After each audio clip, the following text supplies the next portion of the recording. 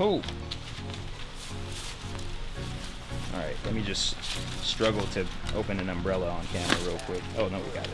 We've got the list of the chores here, and the first one is power wash driveway, and that was 15 minutes. And granted, $15. That was $15. So to give you guys a little scope of how big the driveway actually is, this is the driveway. And you're kind of dark in there. Oh, am I? Yes. Oh, there you are. Okay. Hey. I just look like... Wait, yeah, so Mary you want to Poppins. try this one? Hello, my baby. Hello, my... So, we have this big driveway. The size of the actual power washer was about maybe a little bit wider than $50.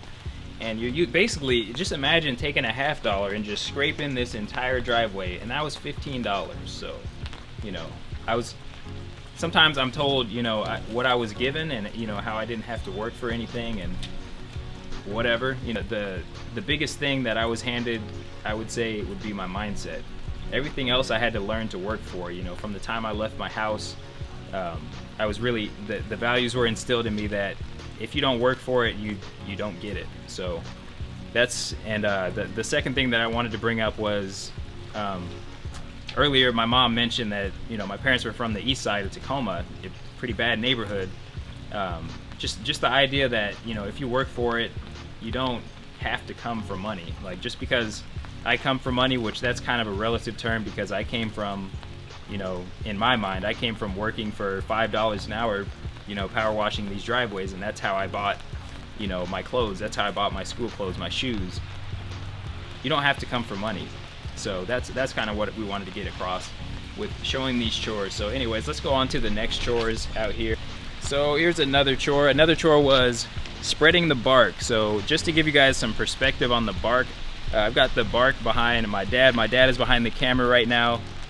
This is a little patch of the bark right here, and then that's the beginning of the bark, and then it goes all the way around the property over that way.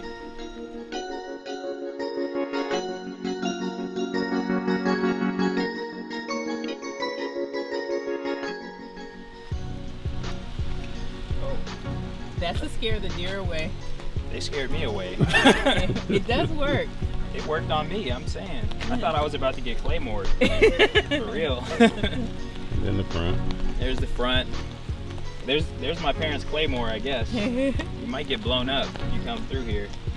I said my dad was in the Army. Yeah. This was the $15 grass. So imagine cutting this for $15. Like, I don't know if it looks huge from here or if you guys can see the whole thing, but $15. Wait, let me see. Yeah, $15. So I said we were working for minimum wage. I may have miscalculated a little bit.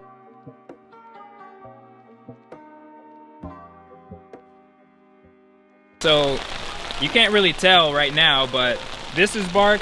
All of that wall used to be bark. So you have to spread all of that. All this stuff in front of the house, that was bark. And what's the dollar amount here? $30. That's a lot of money. $30. Somebody whining. I'm honestly, I forgot how little money I used to make. I'm reading these values, I'm like, wait a minute. I knew it was bad wages, but now that I'm looking at it, this would take like multiple days. This cost basis relative. My parents were slave drivers. I don't know what cost basis relative means. I'm gonna have to look that up, but I'm pretty sure it is noun slave driver. That's gotta be what it means. Let's go around to the left of the apple tree so we can see the rest of the grass.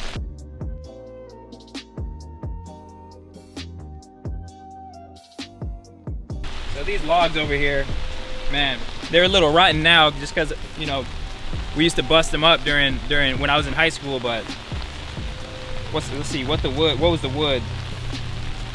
One load of wood, or an entire truckload, which we have a huge truck, was $10. So you come over here with a chainsaw. Imagine me at 14, 15 years old with a chainsaw trying to bust up this wood and bring over a full truckload over to that side of the house for $10. So I mean, I was working. I don't see the whole anyways, people gonna cancel me for, you know, think what they want to think, but I was working for my money, and it wasn't that much. So people tell me all the time, like, oh, aren't your parents rich? Yeah, they were. What do you mean? What is that supposed to mean? They were. So anyway.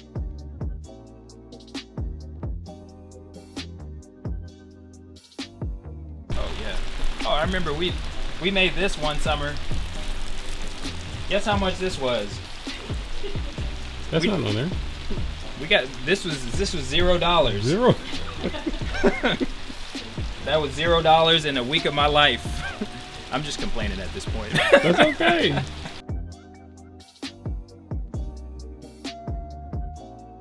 When the children left, we didn't have any more labor to get firewood. So I just stopped getting firewood.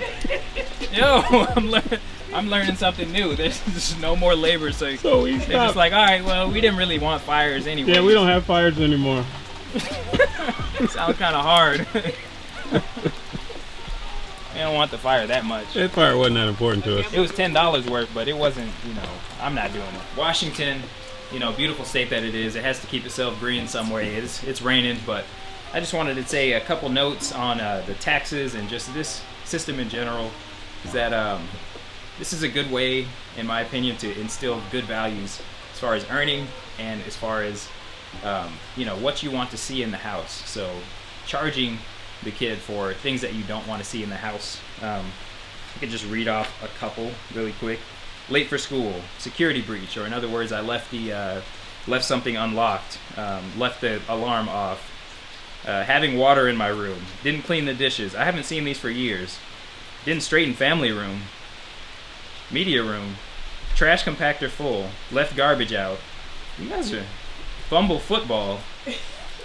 Left recycle full. So basically I had to be on my P's and Q's, or I was getting taxed. And the other thing that I was discussing with my parents, which is good, is from a parenting perspective, is that having these tasks and the frequency that they can be performed. For example, you can't just cut the grass every day. You know, so you can only perform it when the grass is tall, or you can't do these other things that are money, giving the kids money more than a certain amount of times. So if you do the math out and you design it a certain way, you can put your kid to where they feel like they're getting more, but they're actually getting less, and they're fitting right within your budget. Because even if they work as hard as they can and do every task per